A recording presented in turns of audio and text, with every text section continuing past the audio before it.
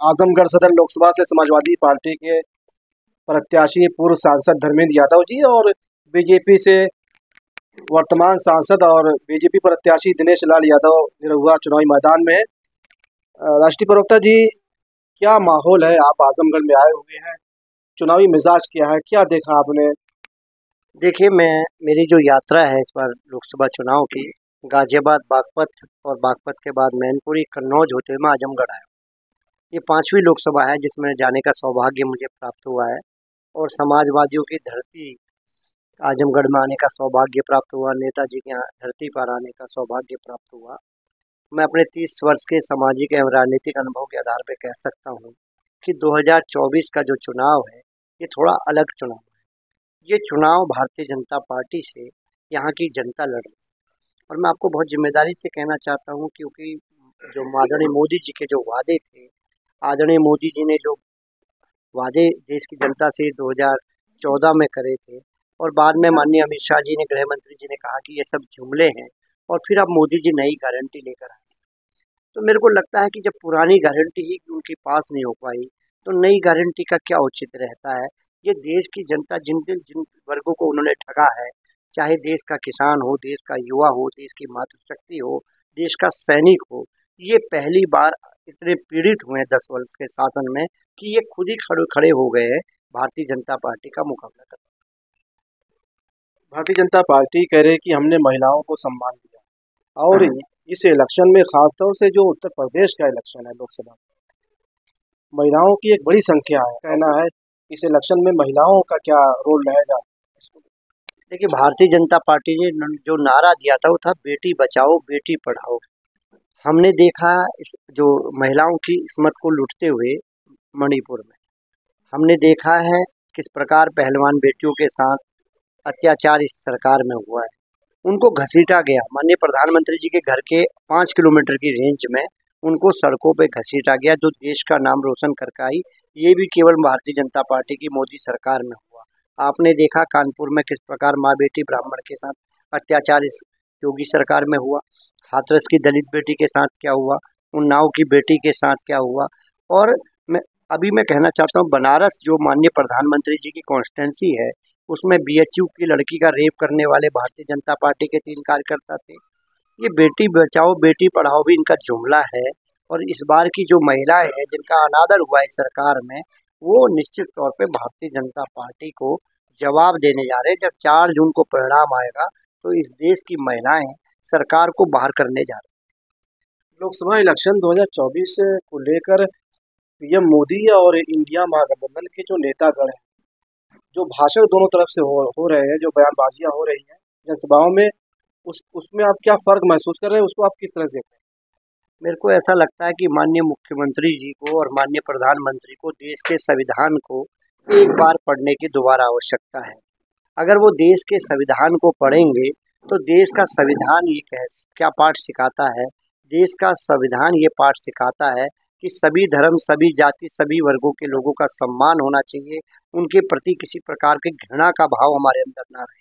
इसीलिए संविधान बनाए, इसीलिए कानून बनाए।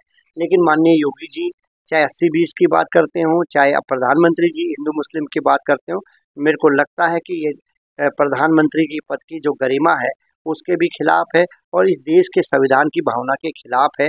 भारतीय जनता पार्टी के लोगों को संविधान का आदर करना चाहिए और संवैधानिक पद पर रहते हुए गरिमामयी बात करना चाहिए, जिससे देश का मान सम्मान विश्व में बढ़ सके, देश के जो हमारी जो पीढ़ी है वो नेताओं का सम्मान करना सीख सके। देखिए, भारतीय जनता पार्टी के निवर्तमान सांसद, पूर्व सांसद और जो इनके कैंडिडेट हैं एमपी के, वो क्या भाषा का प्रयोग कर रहे हैं पूरे देश ने देखा। अरुण गोविल जो मेरठ से इनके कैंडिडेट थे, वो संविधान बदलने की बात करते हैं। पूर्व जो इनके सांसद है वो संविधान बदलने की बात करते हैं और इनके जो सांसद निवर्तमान है वो बात करते हैं।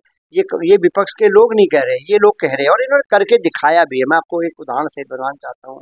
चंडीगढ़ में क्या हुआ, चंडीगढ़ में आपने देखा किस प्रकार ऑन कैमरा लोकतंत्र की हत्या हुई और लोकतंत्र की हत्या के बाद हम लोगों को न्याय तभी मिल पाया जब सुप्रीम कोर्ट ने इस विषय का संज्ञान लिया।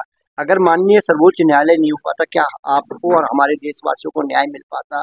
और जिस प्रकार का इन लोगों का स्तर चल रहा है, हमें लगता है कि 2024 में अगर इनकी वापसी हो गई तो ये निश्चित तौर पे पूरे देश को चंडीगढ़ बनाएंगे। किस प्रकार सरकारों को, चुनी हुई सरकारों को तोड़ा गया, लोकतंत्र की हत्या हुई है। इस देश ने लोकतंत्र पर हमला अगर किसी ने किया है तो भारतीय जनता पार्टी ने किया है, और यही कारण है कि देश की जनता का जो गुस्सा है वो गुमार बन चुका है, और निश्चित तौर पर वो फूटने जा रहा है 2024 के चुनाव में।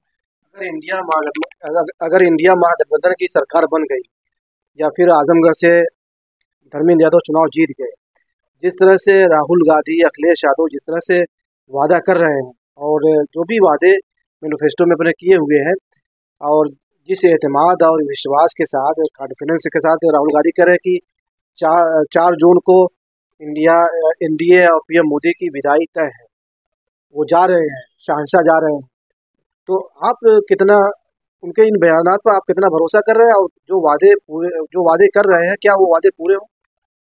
देखिए, मैं आपको बताना चाहता हूँ, इस देश का जो स्वभाव है उस स्वभाव को आपको पढ़ने की आवश्यकता है। क्या आपको याद है इंदिरा गांधी को राजनारायण जैसे एक साधारण व्यक्ति ने, जो साइकिल पे चलते थे, पैदल चलते थे, उन्होंने हराने का काम करा? क्या आपको याद है अटल बिहारी वाजपेयी, जो इस देश के वरिष्ठ नेता थे, उनको एक माधवराज सिंधिया जी विदेश से पढ़ के आते हैं, जो कोई पॉलिटिकल बैकग्राउंड नहीं, सीधा चुनाव हरा देते हैं? तो ये देश का स्वभाव, परिवर्तन का स्वभाव है, और देश जो चलता है वो चलता है। और आपने एक इंडिया साइनिंग का नारा भी सुना होगा। क्या हुआ था 2004 में, आपको अच्छे से याद होगा। 2004 में इंडिया साइनिंग का नारा था। 6 महीने पहले भारतीय जनता पार्टी ने चुनाव करा दिए थे, और अटल बिहारी वाजपेयी जैसा मजबूत चेहरा भी इस देश की परिवर्तन की हवा के आगे बह गया। ये बहुत छोटी सत्ताएं हैं, योगी जी की सत्ताएं, मोदी जी की सत्ताएं। इस देश की 140 करोड़ का जनमानस जब कुछ तय कर लेता है तो उसे कर देता है। मैं आपको बहुत जिम्मेदारी से कहना चाहता हूँ, इस बार परिवर्तन की हवा है। इस बार जो देश में है, लोकतंत्र बचाने का, देश बचाने का और संविधान बचाने का चुनाव है। और पीडीए का जो वर्ग है, पीडीए प्लस इंडिया है, ये नारा माननीय अखिलेश यादव जी का पूरे देश का आंदोलन बन गया। देश के लोग इस अम्ब्रेला के नीचे खड़े हो। तो सवाल आपसे, बीजेपी कह रहे हैं कि अब की बार 400 पार, तो इंडिया महागठबंधन और पीडीए का क्या नारा? देखिए, आप और हम तो ग्रामीण पृष्ठभूमि से हैं, और ग्रामीण पृष्ठभूमि से है तो हमने अतिशयोक्ति अलंकार का प्रयोग का सुना होगा। तो ये उनका केवल अतिशयोक्ति अलंकार का प्रयोग है, और मुझे लगता है ये जो भाषा है 400 पार की, इसमें भी कहीं ना कहीं अहंकार दिखाई देता है। और अहंकार तो इस देश की सत्ताओं में जब जिन्होंने कब्जा करा है, उनको शायद पुराना इतिहास पढ़ना पड़ेगा। अगर इतिहास वो पढ़ेंगे तो उनको पता चलेगा इस देश की सत्ता को उखाड़ने का काम यहाँ के जनमानस हमेशा समय समय पर करते आए हैं। इस तरह की भाषा का प्रयोग लोकतंत्र के लिए भी ठीक नहीं मानता। क्या लग रहा है कि धर्म चलेगा, या फिर जो बुनियादी जो समस्याएं हैं, जो बुनियादी मुद्दे हैं, जो जनता की, जो उस पर जो जनता जो है चुनाव में वोट करेगी? जितना मेरा सामाजिक और राजनीतिक अनुभव है, मैं केवल इस बात को इस तरह से फील कर पा रहा हूँ कि दिए के बुझने से पहले जो वो फड़फड़ाता है, ये केवल मात्र वही है। जन सरोकार के मुद्दे, चाहे युवाओं का हो, देखिए आप किस प्रकार परीक्षाएं लीक हुई हैं, किस प्रकार लाठी चार्ज हुआ है, और युवा तैयार बैठा है 20 करोड़ की नौकरी के बहाने उनको ठगने का काम करा है। महिलाओं का मैंने आपको बता ही दिया है। किसानों की आय दुगनी की बात हुई थी, क्या हुआ? किसान कितने मारे गए? 750 किसान मारे गए। किसान आत्महत्या को तैयार है। ये सब खड़ा हो गया है वर्ग, और यही वर्ग इस बार भारतीय जनता पार्टी को हटाने का काम करेगा। ये थे समाजवादी पार्टी के राष्ट्रीय प्रवक्ता प्रोफेसर भवन जोशी भास्कर जी, जो खबरों नजर चैनल से बातचीत कर रहे थे। खबरों नजर चैनल के लिए शमीम जराजपुरी, आजमगढ़। ताज़ा और तमाम खबरों को देखने के लिए हमारे चैनल को सब्सक्राइब करें। वीडियो पसंद आए तो लाइक और शेयर करें। खबर और विज्ञापन के लिए संपर्क करें।